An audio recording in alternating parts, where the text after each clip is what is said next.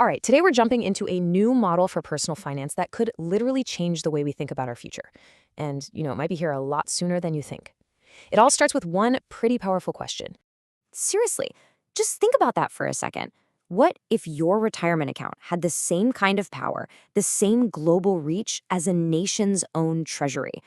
I know it sounds a little bit like science fiction, but believe it or not, the technology to make this happen is already taking shape. So here's how we're going to break it all down. First, we'll talk about why the old ways of saving for retirement are just not cutting it anymore.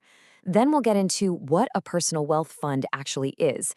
After that, we'll peek under the hood at the AI that makes it all work and explore what this could mean for you. And of course, we're going to take a clear-eyed look at the risks too. So let's kick things off with the big question, why do we even need to reimagine retirement?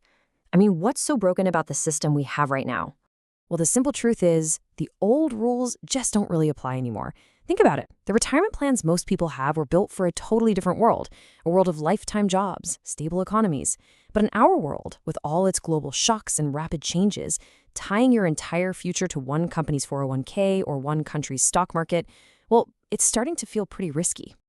Okay, so it's that growing feeling of insecurity that's really pushing new ideas to the surface.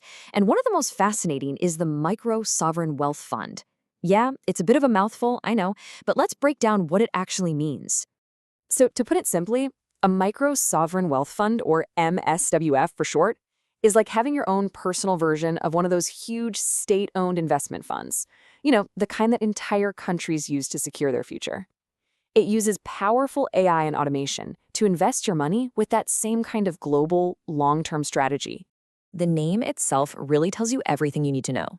Micro means it's for you, an individual, or a family, not a whole country. Wealth fund means it's all about stable, long-term growth. But here's the part that's a real game changer. Sovereign. That means you are in command. You set the rules, you set the goals. It's what they call your sovereign mandate. And the goals here are so much bigger than just, saving for retirement. This is about building wealth that can actually last for generations. It's about shielding your money from what's happening in your local economy by investing all over the world. And it's about making sure that the money you save today still has real buying power decades from now. So let's pop the hood and see how this all comes together. How does the tech actually pull off these really ambitious goals? It really boils down to three pretty simple steps. First, your savings get sorted into different buckets for your different goals, short-term, long-term, you name it.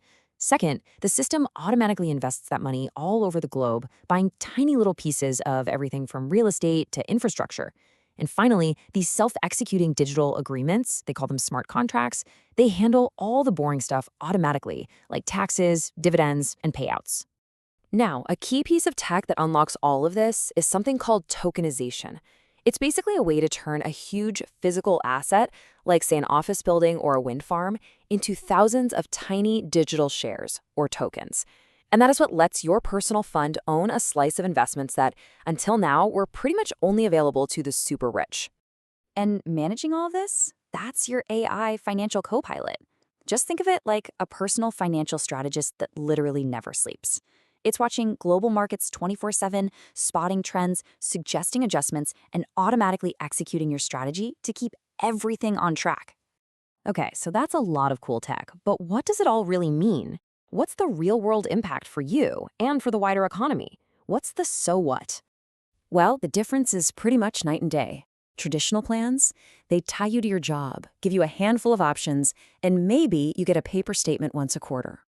An MSW plan gives you total control.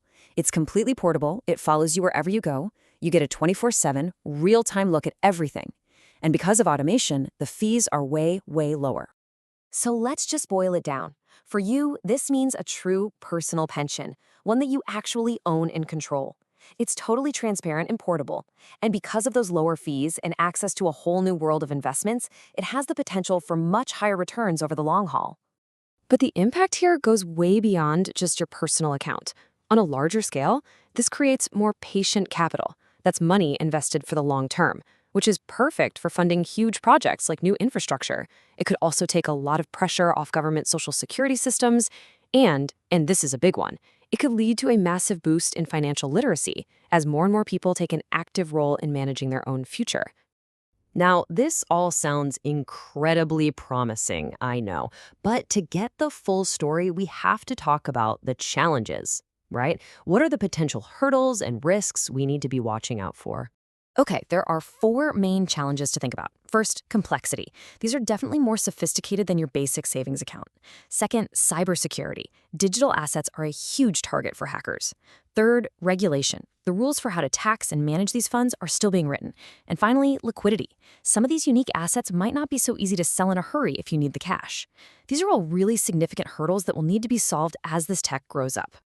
So, as we wrap up, I want to leave you with that core idea we talked about, your sovereign mandate. It's the set of commands you give your fund. So, if you had this kind of control over your financial destiny, what would you command your wealth to do?